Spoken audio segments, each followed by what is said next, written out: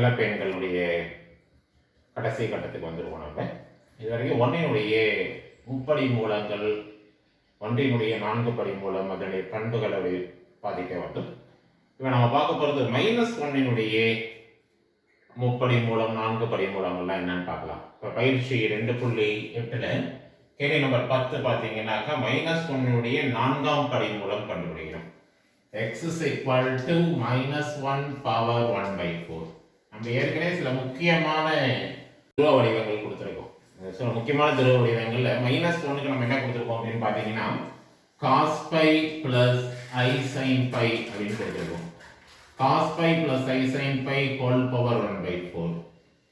இது இப்போ பிரின்சிபல் ஆர்குமெண்ட்னு பேரு பை என்பது. இதை நம்ம பொது ஆர்குமெண்டா, பொது வீச்சாக மாற்றிக்கொள்ள வேண்டும். பொது வீச்சா மாற்றிக்கணும் அப்படின்னாக்க நம்ம இதனுடைய 2k ஒன்று சேர்த்துக்கணும். 2k plus pi plus I sin வீச்சுடன் 2k கூட்டி போடுங்க. அது பொதுவான வீச்சாக மாறிடும். Whole power 1/4. இது நம்மளுடைய செகண்ட் ஸ்டெப். ஃபர்ஸ்ட் துருவ வடிவத்தில் எழுதணும். அடுத்தது பொது வீச்சாக மாற்றிக்கொள்ள வேண்டும். அடுத்தது டி மார்கன் தேற்றத்தை பயன்படுத்தி 1/4 2k plus pi/4 அப்படிங்கிற வடிவத்துக்கு மாற்றணும். I sin 2k plus pi/4. இதில் k உடைய மதிப்பு பார்த்தீங்க அப்படின்னாக்க 0, 1, 2, 3 வேல்யூஸ் கண்டுபிடிக்கணும். 3 வரைக்கும் கண்டுபிடிக்கணும். மொத்தம் 4 வேல்யூஸ் வரும். அந்த 4 வேல்யூஸ் இப்படி இருக்கும் அப்படிங்கிறத நம்ம நிறைவேற்றா போகிறோம். இப்போ k = 0 அப்படின்னு போட்டால் என்ன வரும் அப்படின்னு பார்த்தீங்கன்னா, if you put k = 0, x is equal to 2 into 0 0. Therefore pi/4 அப்படின்னு தான் வரும். Therefore x is equal to 6 pi/4 அப்படின்னு வச்சுக்கலாம். 6 pi/4 என்பது cos pi/4 plus I sin pi/4. அதாவது 1/√2 plus I into 1/√2. cos 45 sin 45 same தான். அதனால முதல் கால் பகுதியில் இருக்கக்கூடிய ஒரு மதிப்பு. அடுத்து k = 1 அப்படின்னு போட்டாக்க x is equal to 2pi plus pi, that is 3pi/4 வரும். 3pi/4 என்பது இரண்டாவது கால் பகுதியில் 45 டிகிரி. இரண்டாவது கால் பகுதியில் பார்த்தீங்கன்னா it is -1/√2 sin pi/3pi/4 என்பது +1/√2. அதே மாதிரி k = 2 அப்படின்னு எடுத்துக்கிட்டா x is equal to cos 2 into 2 4pi plus pi 5pi/4 is equal to 5pi/4 225 degrees. Third quadrant la irukum.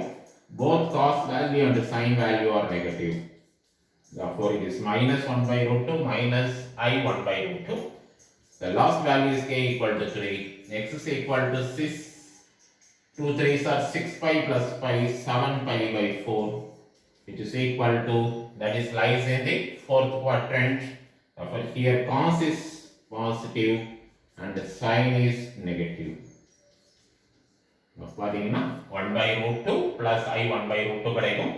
அதே மாதிரி நெகட்டிவாகவும் கிடைக்கும்.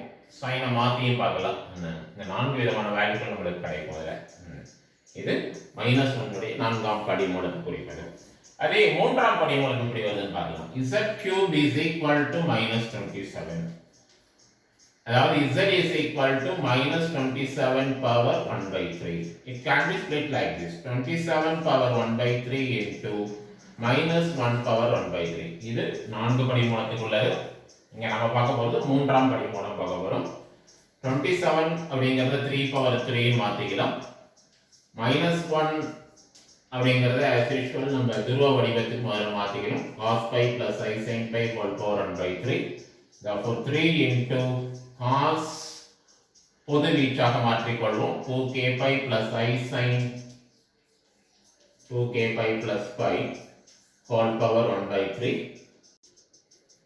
துருவ வடிவத்துக்கு மாற்றி பொது வீச்சாக மாற்றிக்கொண்டு டி மார்கன் தேற்றத்தை பயன்படுத்தலாம். cos of 2k plus pi by 3 plus I sin 2k plus pi by 3. இது -1க்கான 3ஆம் படி மூலத்திற்கான ரிசல்ட். k = 0 1 2. நமக்கு 3 வேல்யூஸ் தேவைப்படும்.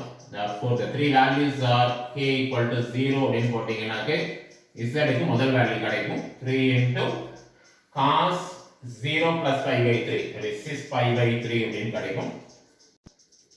That is cos pi by 3 plus I sin pi by 3 அப்படின்னு இருக்கும். K equal to 1 போட்டாக்க Z equal to 3 into 6. 2 into 1, 2 pi plus pi, 3 pi by 3. That is cos pi plus I sin pi. Cos pi is minus 1. Therefore, it is 3 into minus 1. It is minus 3. And K equal to 2 means Z equal to 3 into 6. If you put K equal to 2, 5 pi by 3 it is.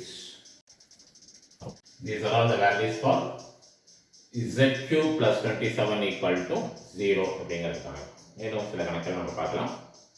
இப்போ பயிற்சி 2.8ல் கேள்வி number 4 பார்த்தீங்க அப்படின்னாக்க x plus 1 by x equal to 2 cos alpha.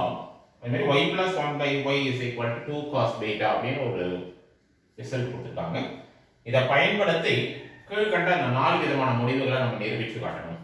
இப்போ x plus 1 by x equal to 2 cos alpha இதை முதல்ல ஒரு இருபடி சமன்பாடு வடிவத்துக்கு மாற்றினா x square plus 1 equal to 2x cos alpha அப்படின்னு போட்டுக்கலாம். x square இதை உள்ள கொண்டு வந்தீங்கன்னா minus 2x cos alpha is equal to minus 1 அப்படின்னு எழுதிக்கலாம். வர்க்க பூர்த்தி முறைப்படி perfect square method யூஸ் பண்ணா இதோட x மதிப்பு என்ன அப்படிங்கிறது தெரியும். இப்போ x square minus 2 cos alpha இருக்கு இல்லையா, ஆனால் ரெண்டு பக்கமும் cos square alpha 2 cos alpha பாதி எடுத்து ஸ்கொயர் பண்ணிக்கிறேன். x இனுடைய கோஎஃபிஷியன்ட்ல பாதி எடுத்து ஸ்கொயர் பண்ணீங்க. ஸ்கொயர் பண்ணீங்கன்னா இது ஒரு பர்ஃபெக்ட் ஸ்கொயராக மாறிடும். a minus b the whole square, that is x minus cos alpha the whole square. இது பாத்தீங்கன்னாக்க cos square alpha minus 1 என்பது minus sin square alpha குறிக்கும். 1 minus cos square னா நமக்கு sin square தெரியும், பட் இங்க sin மாறி இருக்கு. therefore x minus cos alpha the whole square, இந்த ஸ்கொயர் அங்க கொண்டு போனா ஸ்கொயர் ரூட் மாறிடும், plus or minus root of minus sin square alpha. Minus root எடுத்தாங்க, that is I square root எடுத்தா நமக்கு I ன்னு தெரியும், sin square ரூட் எடுத்தா sin alpha. therefore x is equal to cos alpha plus I sin alpha அப்படினே வெச்சுக்கலாம். plus or minus உண்டு, நாம x equal to cos alpha plus I sin alpha மட்டும் எடுத்துப்போம். இதே மாடல்ல y னுடைய மதிப்பு நம்ம கண்டுபிடிச்சிக்கலாம். Similarly, we can prove y is equal to cos beta plus I sin beta அப்படின்னு நம்மளால நிரூபிச்சு காட்ட முடியும். இப்போ நம்ம ஒவ்வொரு ரிசல்ட்டா ப்ரூவ் பண்ணி காட்டுவோம். First result x by y அப்படிங்கறத பார்க்கணும். x by y அப்படின்னு பார்க்கணும்னா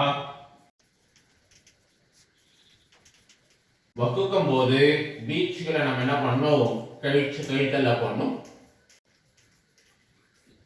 x by y அப்படின்னு வகுக்கும் போது பீச்களை நம்ம ஆல்பா மைனஸ் பீட்டா அப்படின்னு போட்டுக்கிறோம். இப்போ x by y பாத்தீங்கன்னா cos alpha minus beta plus I sin alpha minus beta ன்னு இருக்கு. நம்மளுக்கு modulus of z equal to 1 ஆக இருந்தால் z பாரும் 1 by z ஈக்குவலா இருக்கும் அப்படிங்கிற ஒரு ரிசல்ட் இருக்கு. அப்ப இதனுடைய தலைகீழ் y by x என்பது இதனுடைய கான்ஜுகேட் ஆக மாறிடும். that is 1 by z equal to z bar ஆயிடும்.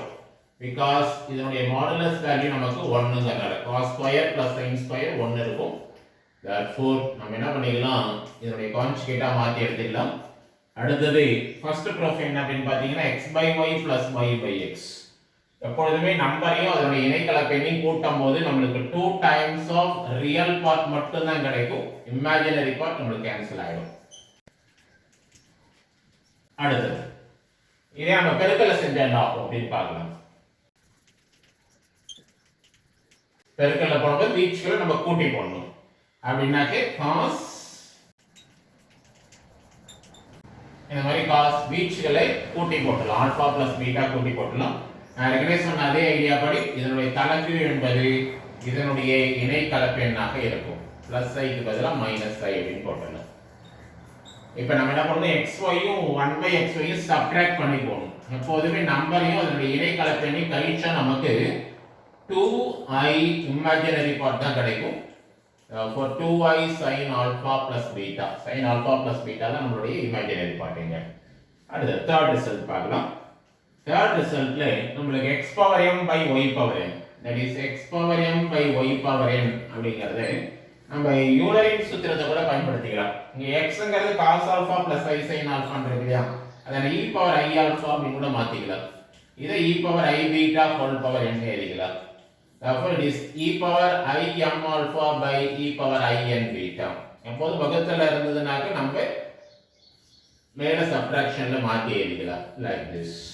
Therefore x power m by y power n is equal to cos m alpha minus n beta plus I sin m alpha minus n beta. இதை நான் திருப்பி தலைகீழ மாத்த போறேன். திருப்பி தலைகீழ மாத்தினா y power n by x power n is equal to இதனுடைய கான்ஜுகேட்டாக நம்மளுக்கு மாறிடும். பிளஸ் சைன்ங்கிறது திருப்பி மைனஸ் சைன் மாறிடும்.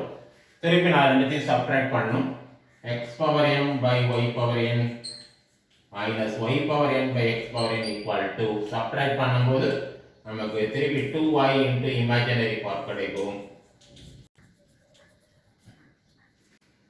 கிடைக்கும்போது நம்ம 2y sin of m alpha minus n betaங்கிறது தான் imaginary part. fourth proof பார்ப்போம்.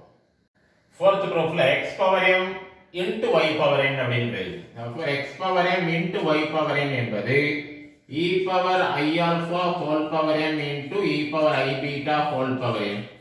அதாவது e power I into m alpha plus n beta பெருக்கல்ல இருக்கும்போது வீச்சுகள் கூட்டப்பட வேண்டும். Therefore this is equal to cos of m alpha plus n beta plus I sin m alpha plus n beta னு எழுதிக்கலாம். இதையும் நம்ம ரெசிப்ரோக்கலா change பண்றோம். x power m 1 by x power n into y power n equal to மேல உள்ளதனுடைய இணை கலப்பெண்ணா மாத்திக்கிறோம். இது ரெண்டுத்தையும் நம்ம கூட்டும் பொழுது திருப்பி நம்ம ரியல் பார்ட் மட்டும் எழுதணும். 2 cos m alpha plus n beta அப்படின்னு நம்ம நிரூபிக்க முடியும். நன்றி, வணக்கம்.